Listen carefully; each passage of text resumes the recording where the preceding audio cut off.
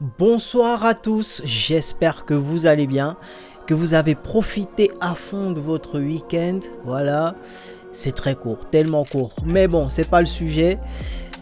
J'espère que vous avez regardé cet épisode, mais quel épisode, l'épisode 8 de Solo Leveling de cette la fameuse saison 2. En tout cas, moi je l'ai regardé, j'ai apprécié, j'ai kiffé et j'ai dit voilà, je peux pas rester tranquille dans mon coin, je partage mes émotions avec vous. Voilà, c'est dit, c'est fait. Alors de quoi on va parler? Mais déjà, on voit notre Sung Jin-woo rang 10, le 10e de la Corée. L'annonce, elle est faite, mais le mec, il recherche pas la gloire. Il veut continuer à se perfectionner. Et donc, qu'est-ce qu'il fait? Il va continuer sa quête dans la forteresse démoniaque. Alors, deux choses. Cette quête va lui permettre à la fois de devenir beaucoup plus fort. Alors, c'est déjà une classe S, mais il va encore chercher à évoluer. Donc, il cherche à évoluer Sung Jin-woo. Et en plus, il faut retenir ça. C'est qu'il pourra avoir cette fameuse fiole. S'il atteint le dernier étage et qu'il bat son adversaire, il aura la fiole de vie sacrée. Donc, deux objectifs en un, les gars. Deux objectifs en un. Et ça, est-ce qu'il va le faire? Est-ce qu'il l'a fait? Vous l'avez vu, vous le savez. Alors, on va essayer de décortiquer tout ça. Et en plus, on nous tease, on parle des fourmis et tout. Mais qu'est-ce qui se passe depuis on voit des fourmis? On va en savoir plus dans cet épisode.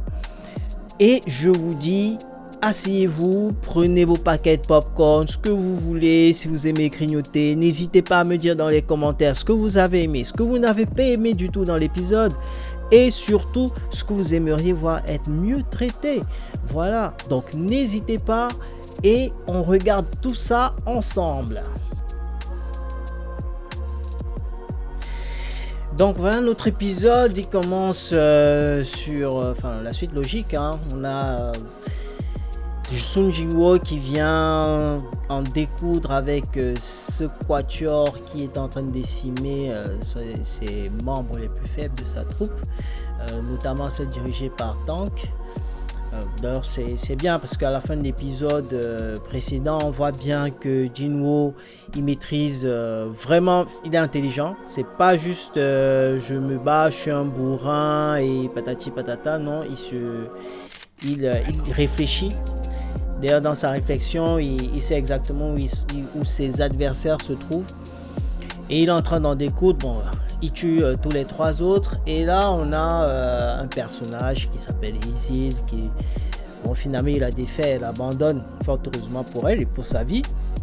Et il prend pitié quand même, il prend pitié d'elle, il accepte de pas la tuer. Et là, il se retourne et elle veut faire une prise de lâcheté. Heureusement qu'il est toujours en mode protection. Il aurait senti passer. Et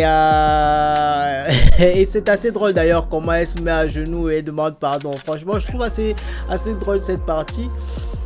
Mais bon, pour bien éteindre toute vérité, toute résistance, mais l'aura qu'il dégage. Oh, mais moi, je l'ai senti de chez moi, cette aura. C'est incroyable quand même.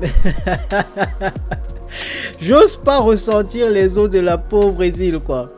Et ouais, elle confirme qu'elle va, voilà, il passe déjà le pacte, qu'elle vraiment elle va rien faire qui puisse lui nuire, et ils vont aller à son palais pour qu'elle puisse lui remettre le laisser passer pour qu'il aille à l'étage supérieur.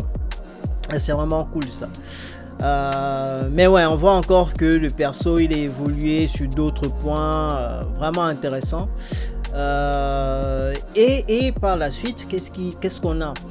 On a qu'il prend quand même des renseignements, ça c'est bien, je trouve que c'est bien parce que ça nous permet un peu de comprendre l'univers, quoi. Il essaie de savoir d'où viennent les démons, qu'est-ce qu'ils font là, et bien évidemment, on a quand même quelques informations, voilà, ils ont été téléportés là un peu à leur insu, ils se sont juste retrouvés là.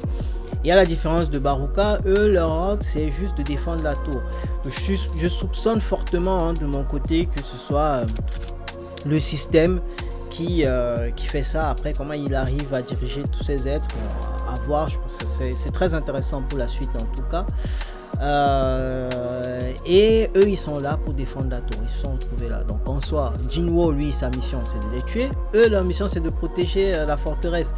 Ça fait quand même mal parce que ce sont des êtres qui n'ont rien demandé, qui se préparaient, comme on l'apprend, pour une guerre. Et ils se font juste trucider, quoi. Bon, bah, j'ai eu une petite larme pour eux. Mais après, je souhaite bien que Jinwo, voilà, qu'il continue de performer, de s'améliorer. Donc, c'est des pots cassés. Comme il dit d'ailleurs, quand on avance un peu dans l'œil, il dit est-ce que s'il était fort, il aurait. Et s'il était faible, autant pour moi, est-ce qu'il l'aurait laissé? Donc ça, c'est à voir. Donc on verra bien. Je soupçonne le système effectivement d'être derrière tout ça. Et d'ailleurs quand elle est en train de répondre, Ezil, le petit bug et tout à la Baruka là. Mais là il était assez violent pour qu'elle tombe dans les vapes quand même, tellement elle a donné d'informations. Donc à voir ce que ça va donner plus tard. On en apprend un peu plus.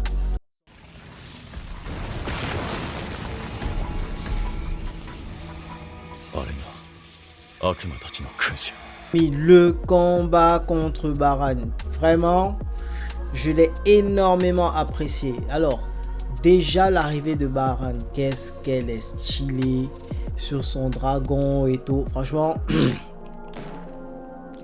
c'est chaud quoi. Et en plus, excusez-moi, en plus, il contrôle, il fait sortir des portails avec des monstres qui sortent de partout, franchement. Oh, mais Jinwo, il était acculé, hein. Il était acculé et la réponse de Jinwo était vraiment bien. Je trouve qu'il a bien attendu le bon moment pour faire sortir ses ombres. Et l'utilisation de Crow, oh là là, déjà il a créé cet espace là et puis Crow il a balayé tout ce qu'il y avait autour. Tout ce qu'il y avait autour, franchement c'était pas mal. Je trouve que le combat il était bien animé, bien rythmé.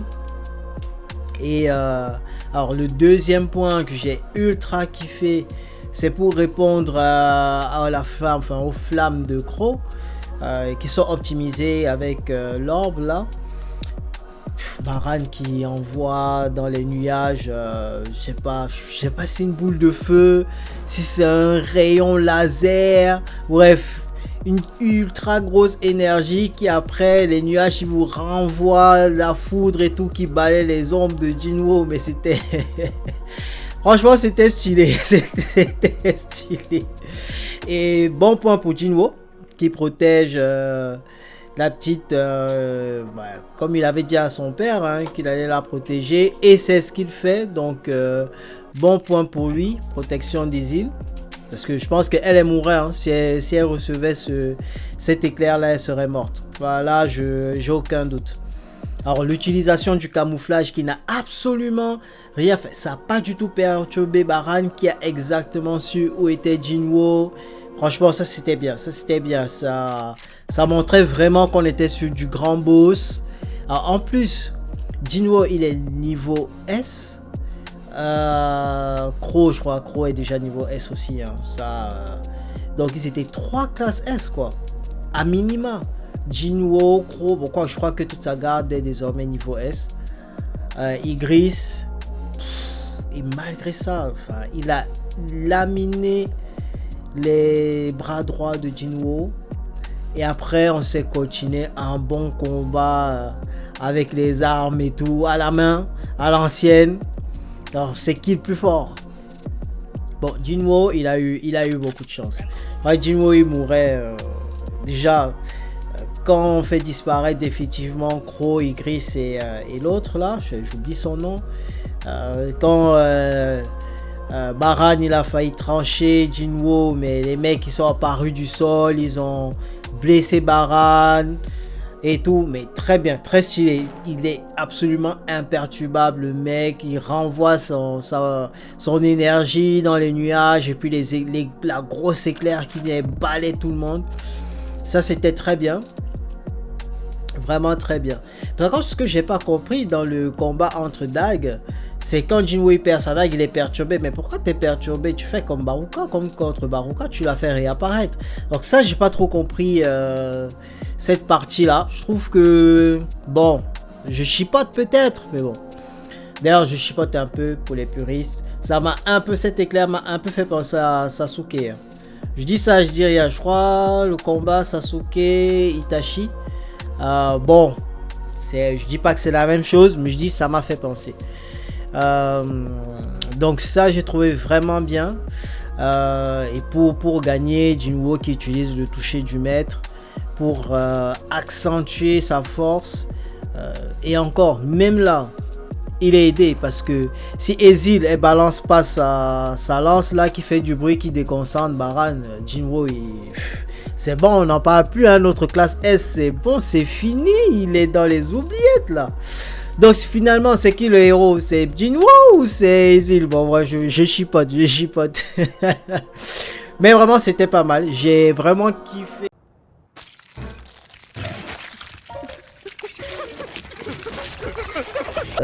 Dans la ville qui a été attaquée. Donc il y a eu 294 victimes civiles, c'est énorme quand même.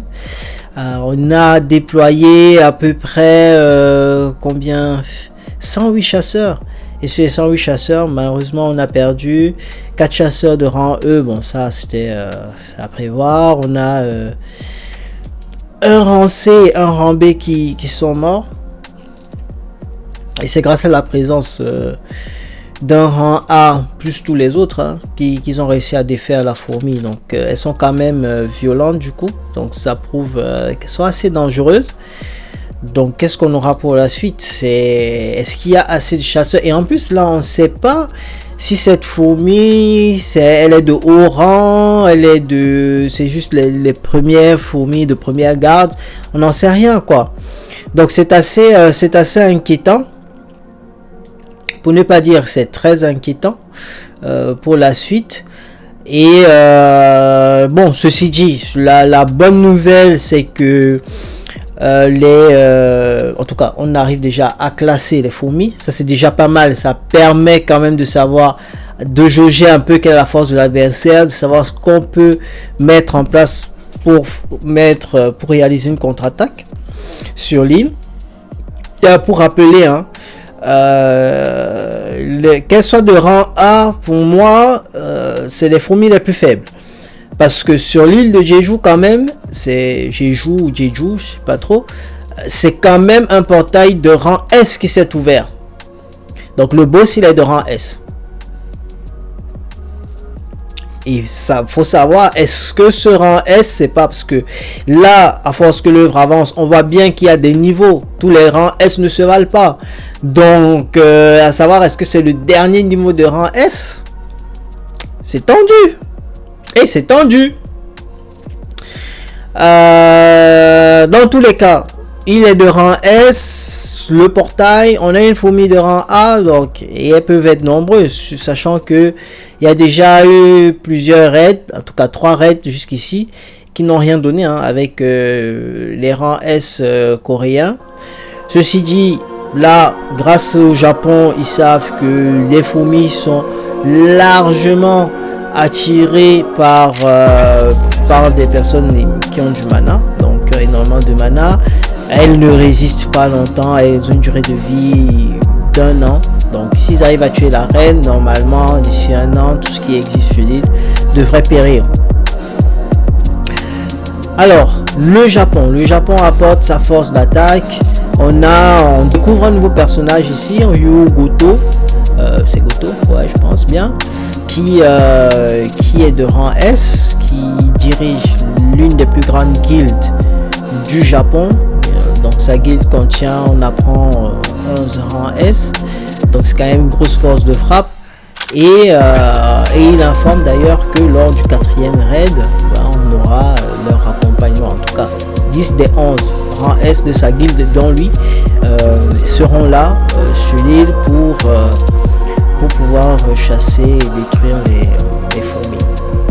En tout cas, ce qu'ils vont faire comme plan d'attaque qui était défini, c'est que la Corée va s'attaquer à la reine pendant que les Japonais vont attirer vers eux les fourmis. Donc à voir, est-ce qu'il y aura que des rangs S qui vont partir sur l'île? Est-ce qu'il y aura quand même des rangs inférieurs? Parce que ça demande quand même une grosse logistique quand on sait qu'il y a eu déjà plusieurs échecs. Donc, qu'est-ce que ça va donner? Pourquoi soudainement le Japon s'intéresse? Alors, c'est vrai qu'on n'en sait pas plus sur le Japon, mais quand même il y a des questions. S'ils ont des guildes avec autant de... Alors c'est vrai qu'on dit que la guilde, je crois que c'est la guilde des quoi? Des katana, katana, je sais plus trop quoi là. Mais déjà si cette guilde, elle a 11 hunters, est-ce qu'il n'y a pas d'autres guildes avec plus, enfin en tout cas avec un minima moins d'hunters qui permettrait juste au Japon de faire une attaque sur l'île? Pourquoi est-ce qu'ils ont besoin de solliciter la Corée? Peut-être pour juger, pour avoir l'expérience de la Corée, ceci dit. Est-ce que ça compte vraiment quand on sait que la Corée a moins de chasseurs? Ou alors le Japon, ils n'ont pas réussi à mobiliser plus de chasseurs? Donc à voir, on en saura un peu plus dans les prochains épisodes. Mais voilà, il y a une grosse intervention sur l'île de Jeju qui arrive. Je suis impatient de voir ce que ça va donner. Je suis impatient de découvrir les prochains rangs S qui vont se présenter. Puisque là, je pense que l'attaque, elle est imminente. Hein, puisque le plan d'action, il est défini. Donc, est-ce que la fin de cette saison, c'est pas contre le boss de l'île de Jeju? Et l'île de Jeju me fait penser à Hunter x Hunter. Oui, vous me direz encore un parallèle. D'accord, mais déjà, c'est des fourmis. Des fourmis qui attaquent et qui kiffent en plus ceux qui ont le plus de mana. Donc, ça me rappelle un peu la famille de Meruem, quoi. Donc, pour moi, la grande crainte, c'est pas la reine. Bon, oui, la reine aidera à exterminer d'ici 1 an. Mais le big boss, c'est pas la reine. Donc, en tout cas, si on part du principe qu'il y aurait pu avoir corrélation entre les deux œuvres, je vois bien Meruem apparaître. En tout cas, dites-moi dans les commentaires ce que vous en pensez. Dites-moi comment vous voyez venir les choses et on en rediscute. Non, mais une fois de plus, vraiment, j'ai kiffé l'œuvre. Donc, dites-moi vraiment comment vous l'avez ressenti, ce que vous avez aimé, pas aimé. Et on essaiera de faire un truc beaucoup plus, avec une analyse beaucoup plus profonde. Là, c'est vraiment à chaud ce qui me passe par l'esprit, ce que je voulais partager avec vous. Du coup, prenez soin de vous, prenez soin de votre famille. Suivez-moi sur les réseaux, sur X, sur Twitch, bien sûr, sur Twitch, pour des petits moments détente. Voilà, en versus fighting, pour ceux qui aiment. Venez me rejoindre les lundis à partir de 19h. Et je vous souhaite une très bonne fin de week-end, une merveilleuse soirée et un très bon début de semaine. Ciao, bonsoir.